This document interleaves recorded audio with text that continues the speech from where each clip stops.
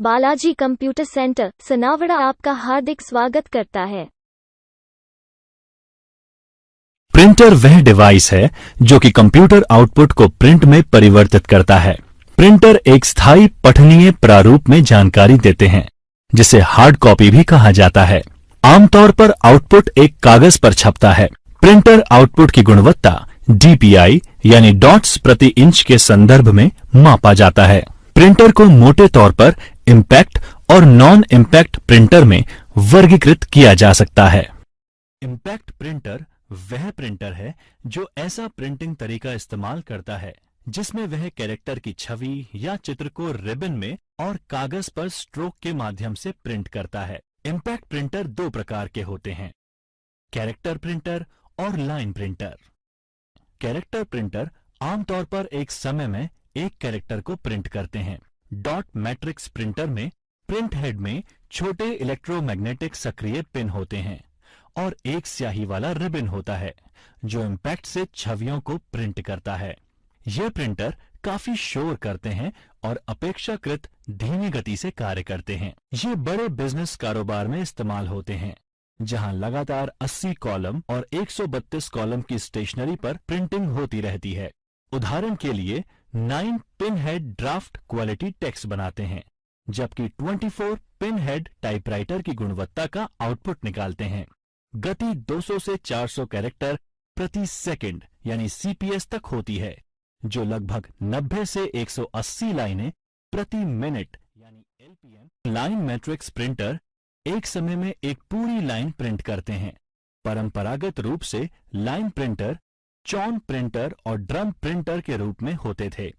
Printer के ये प्रकार एक प्रिंट हेड का इस्तेमाल करते हैं, जिसमें पिन होती है जो इलेक्ट्रोमैग्नेटिक तंत्र द्वारा प्रिंटर हेड और पेपर के बीच रखे रिबन पर स्ट्राइक करती है, जहां आउटपुट प्रिंट होता है। उनकी गति प्रिंटिंग प्रॉपर्टीज के प्रकार पर निर्भर करती है और प्रति मिनट 200 से 2000 लाइनों तक होती है। प्रिंटर की एक अन्य श्रेणी नॉन इम्पैक्ट प्रिंटर है, जिसमें कागज पर एक रिबन पीटने के बिना ही प्रिंट होता है। लेजर, LED, इंकजेट, ठोस स्याही, थर्मल वैक्स हस्तांतरण और dye sublimation printer non impact printer का उदाहरण है। नॉन इम्पैक्ट प्रिंटर आमतौर पर इम्पैक्ट प्रिंटर से तेज कार्य करते हैं और बहुत कम आवाज करते हैं। लोकप्रिय नॉन इम्पैक्ट प्रिंटर में inkjet printer, laser printer, thermal printer और प्लॉटर हैं।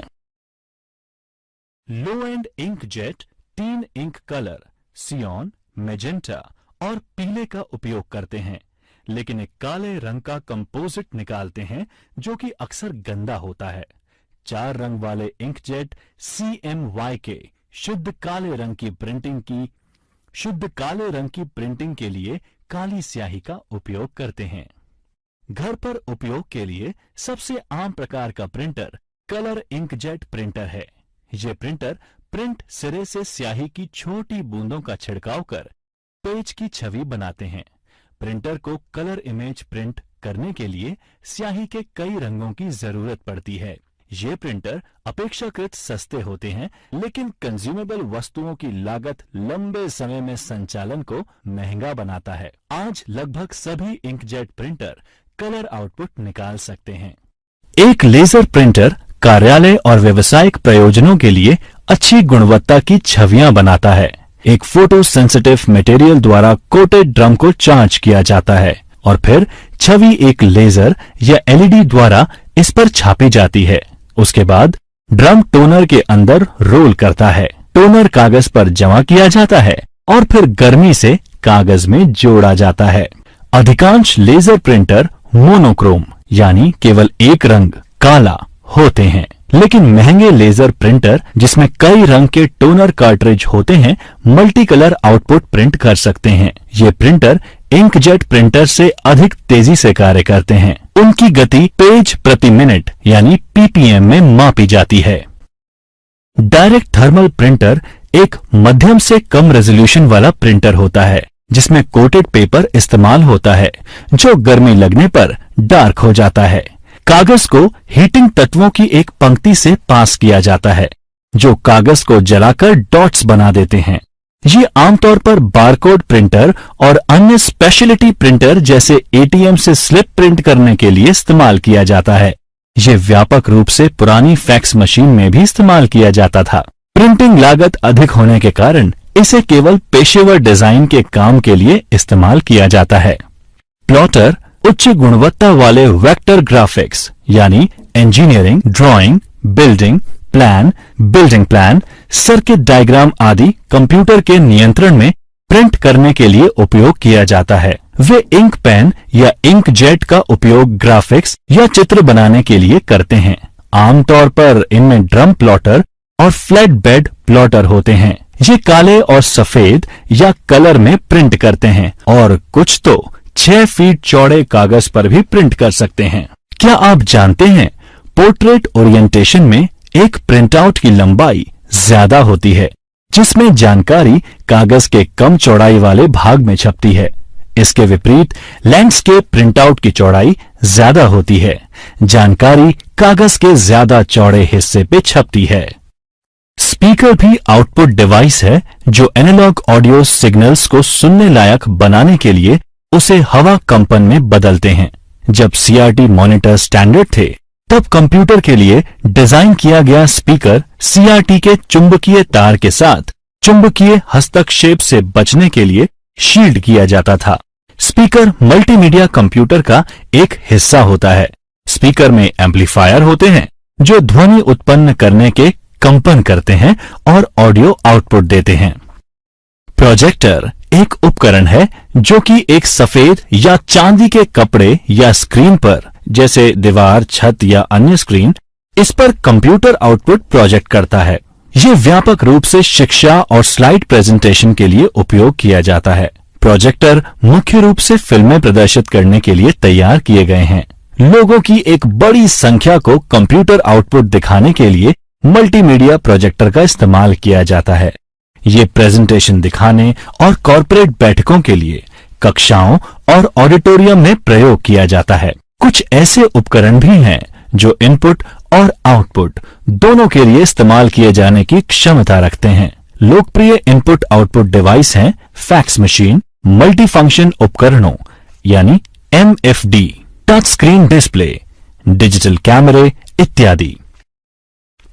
फैक्स मशीन एक दस्तावेज को 0 और 1 की एक श्रृंखला, जिसे बिटमैप के नाम से भी जाना जाता है, में परिवर्तित करता है, जिसे सामान्य कंप्यूटर डेटा की तरह स्थानांतरित किया जा सकता है।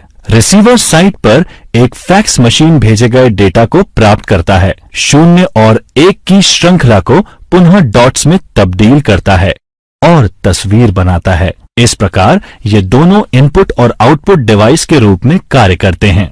मल्टीफंक्शन डिवाइस बहुत सारे कार्य करने की क्षमता रखते हैं, जो कि उसके बिना अलग अलग परिधीय उपकरणों के द्वारा करने पड़ते हैं। एक मल्टीफंक्शन डिवाइस में एक प्रिंटर, एक स्कैनर और एक फोटोकॉपी में से एक न्यूनतम 2 परिधीय उपकरण होते हैं। इस तरह के डिवाइस का उदाहरण एक मल्टीफंक्शन प्रिंटर है। मोडेम एक उपकरण है जो टेलीफोन लाइन पर प्राप्त एनालॉग संकेतों को डिजिटल संकेत में बदलता है, जो कि एक कंप्यूटर के लिए इनपुट के रूप में इस्तेमाल किया जा सकता है। इसी तरह ये एक कंप्यूटर से प्राप्त जानकारी को बदलकर टेलीफोन लाइनों पर पहुंचाता है। आप मोडेम के बारे में अधिक इंटरनेट सीखते टाइम जानेंगे। एक कंप्यूटर मेमोरी एक मानव मस्तिष्क की तरह ही होती है। ये डेटा और जानकारी स्टोर करने के लिए प्रयोग की जाती है। कंप्यूटर मेमोरी एक स्टोरेज जगह है जहां प्रोसेस करने के लिए डेटा और निर्देशों को रखा जाता है। मेमोरी मुख्य रूप से 3 प्रकार की होती है: primary memory, main memory, secondary memory और कैचे मेमोरी। कैचे मेमोरी, जिसे सीपीयू कैचे भी कहा जाता है, एक मेमोरी बैंक है जो मुख्य स्मृति और प्रोसेसर के बीच ब्रिज का काम करता है। कैचे मेमोरी एक बहुत ही उच्च गति वाली सेमीकंडक्टर मेमोरी है जो सीपीयू और मुख्य मेमोरी में तेजी ला सकती है। ये डेटा और प्रोग्राम के उन हिस्सों को स्टोर रखती है जो अक्सर सीपीयू द्वारा उपयोग में लिया जाता है। डेटा और प्रोग्राम के कुछ हिस्से ऑपरेटिंग सिस्टम द्वारा डिस्क से कैचे मेमोरी में ट्रांसमिट होते हैं, जहां से सीपीयू उन तक पहुंच सकते हैं। निर्देश और डेटा लुक अहेड एल्गोरिथम का उपयोग कर कैश लाइन कहे जाने वाले फिक्स ब्लॉक में मुख्य मेमोरी से कैश में स्थानांतरित किए जाते हैं। Primary memory. आइए अब जानते हैं कंप्यूटर की प्राइमरी मेमोरी के बारे में। प्राइमरी मेमोरी केवल उन डेटा और निर्देश को जमा करके रखती है जिस पर वर्तमान में कंप्यूटर काम कर रहा है। जब बिजली बंद हो जाती है तब यह मेमोरी डेटा खो देती है। आमतौर पर यह मेमोरी अर्धचालक उपकरणों से बनी होती है। इसका मतलब सिलिकॉन आधारित ट्रांजिस्टर से मिलकर बने हुए एकीकृत सर्किट रैम और रोम मुख्य मेमोरी के दो उदाहरण हैं। रैम परिवर्तनशील मेमोरी है। फ्लैश मेमोरी रोम, प्रोम, प्रोग्रामेबल रोम, ईपीरोम, इरेजेबल प्रोम नॉन वॉलेटाइल मेमोरी के उदाहरण हैं। डेटा और निर्देश जो कि प्रोसेस करने के लिए आवश्यक है मुख्य मेमोरी में रहते हैं। मुख्य मेमोरी की विशेषताएं। यह कंप्यूटर के काम करने वाली मेमोरी है। इसकी गति मुख्य मेमोरी से भी तेज होती है। एक कंप्यूटर प्राइमरी मेमोरी के बिना नहीं चल सकता। रैम यानी रैंडम एक्सेस मेमोरी किसी भी कंप्यूटर, स्मार्टफोन या टैबलेट की मुख्य मेमोरी है। रैम अस्थायी कार्यक्षेत्र है जहां डेटा प्रोसेस होता है और निर्देशों का पालन होता है।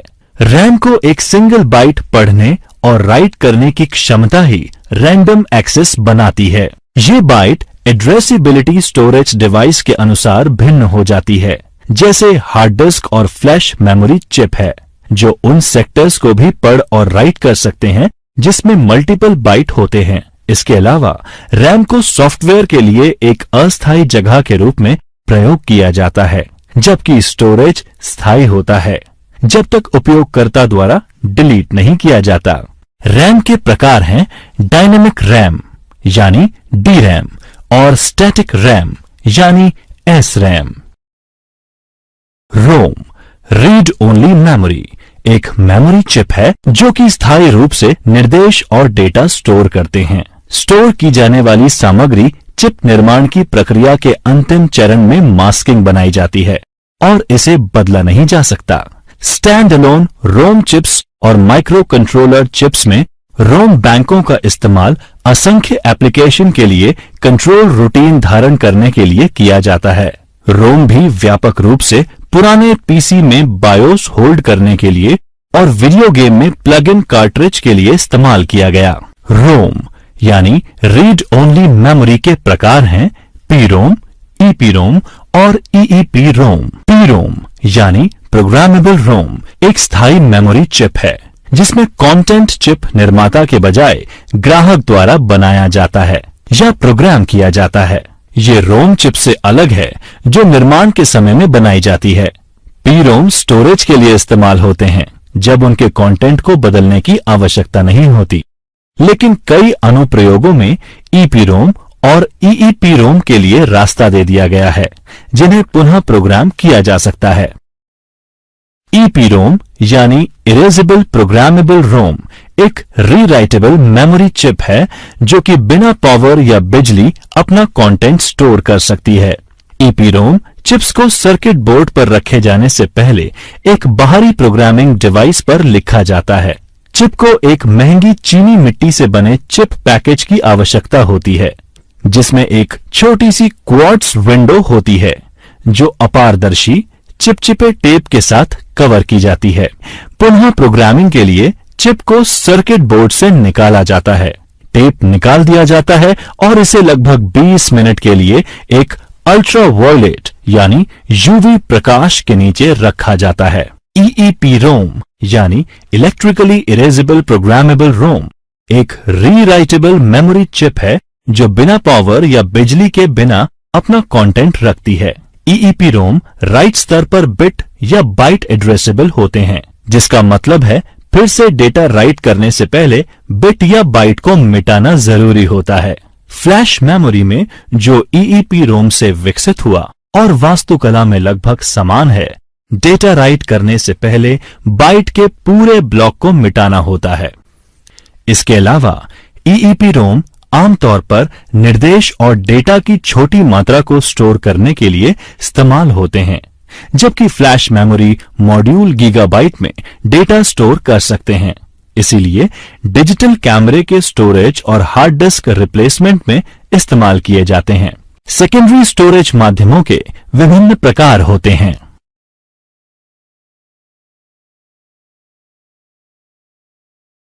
Hard disk drive. आइए अब जानते हैं कंप्यूटर की हार्ड डिस्क के बारे में, जो कि सेकेंडरी मेमोरी होती है। यह एक डेटा भंडारण डिवाइस है जिसका उपयोग कर डेटा भंडारण या डिजिटल इंफॉर्मेशन रिट्रीव करने के लिए किया जाता है।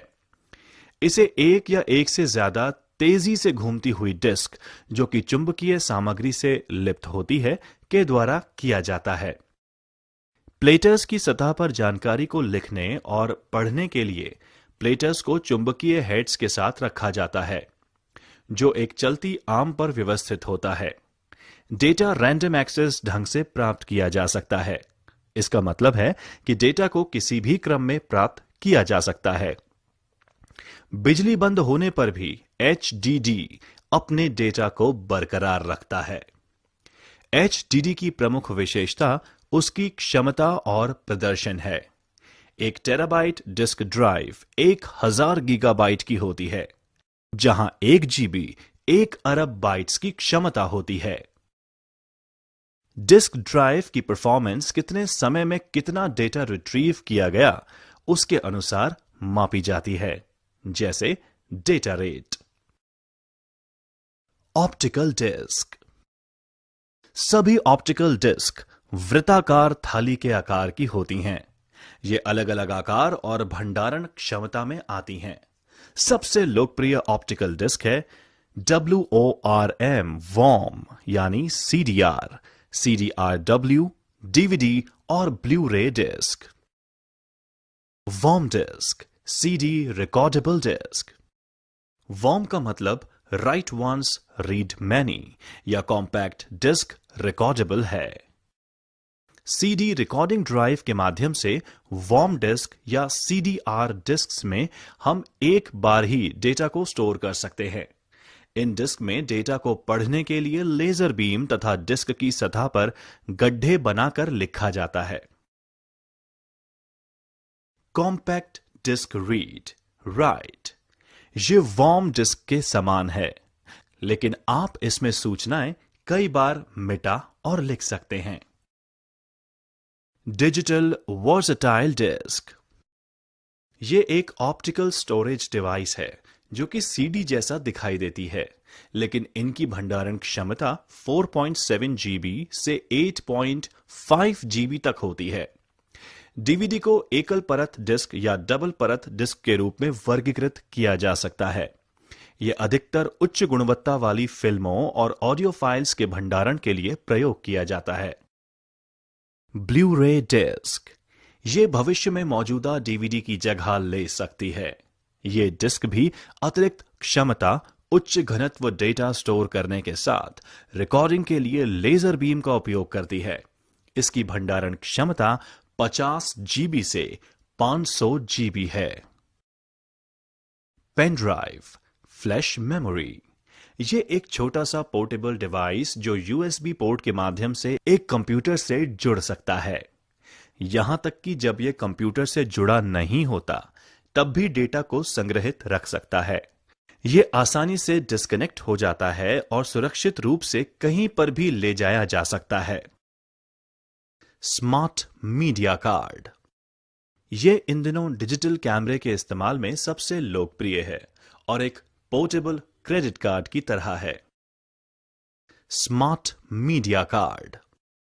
यह इन दिनों डिजिटल कैमरे के इस्तेमाल में सबसे लोकप्रिय है और एक पोर्टेबल क्रेडिट कार्ड की तरह है। Secure digital card. यह दूसरी पीढ़ी मल्टीमीडिया कार्ड है। इसमें डेटा को लॉक और रक्षा करने की क्षमता है। इसके 2 संस्करण हैं। Mini SD card. यह स्मार्टफोन में डेटा भंडारण की आवश्यकता को पूरा करता है। Micro SD card. यह मिनी SD मेमोरी कार्ड से छोटा होता है तथा उसकी सभी विशेषताएं उसमें उपलब्ध होती हैं। विंडोज 10 में कंप्यूटर सिस्टम कॉन्फ़िगरेशन की जांच करना। आइए सीखते हैं विंडोज 10 में कंप्यूटर सिस्टम कॉन्फ़िगरेशन की जांच करना। विंडोज 10 में कंप्यूटर सिस्टम की जानकारी जैसे ऑपरेटिंग सिस्टम, प्रोसेसर विवरण, रैम और अन्य विशिष्टताओं को कई तरीकों से देखा जा सकता है।